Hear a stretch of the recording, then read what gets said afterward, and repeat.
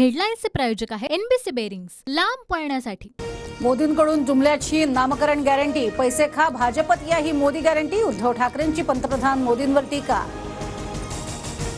भाजपच्या पहिल्या यादीत निष्ठावंत नितीन गडकरींचं नाव नाही, मात्र ज्या कृपाशंकरांवरती बेहिशेबी मालमत्तेचे आरोप लावले त्यांना पहिल्या यादीत तिकीट, ही कुठली गॅरंटी? ठाकरेंचा सवाल। अबकी बार 400 पार नव्हे तर अबकी बार भाजप तडीपार, कसे 400 पार होतात ते पाहतोच। उद्धव ठाकरेंचा भाजपवर घणाघात। आमदार कपिल पाटलांकडून समाजवादी गणराज्य पार्टी या नवीन पक्षाची घोषणा। उद्धव ठाकरेंच्या उपस्थितीत कपिल पाटील यांच्याकडून पक्षाची घोषणा।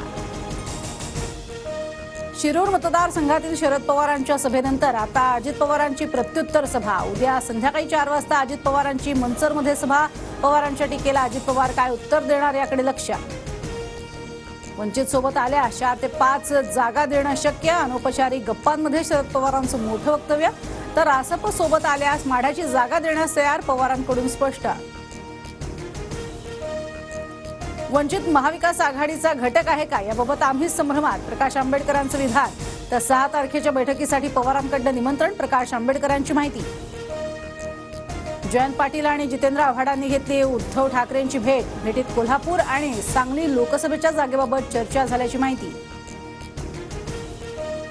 पुण्यातल्या राज ठाकरेंच्या बैठकीला पदाधिकारी उशिरानं दाखल। पदाधिकारी उशिरानं आल्यानं राज ठाकरे तडकाफडकी मुंबईला रवाना। महायुतीमध्ये राष्ट्रवादीकडनं लोकसभेच्या 10 जागांवर दावा, मंत्री छगन भुजबळ यांची माहिती। तर शिंदे गटाचे खासदार हेमंत पाटील आणि फडणवीसांमध्ये भेट। लोकसभेसाठी शिवसेनेला 18 जागा मिळाव्यात असा सर्व खासदारांचा आग्रह। हेमंत पाटलांची प्रतिक्रिया।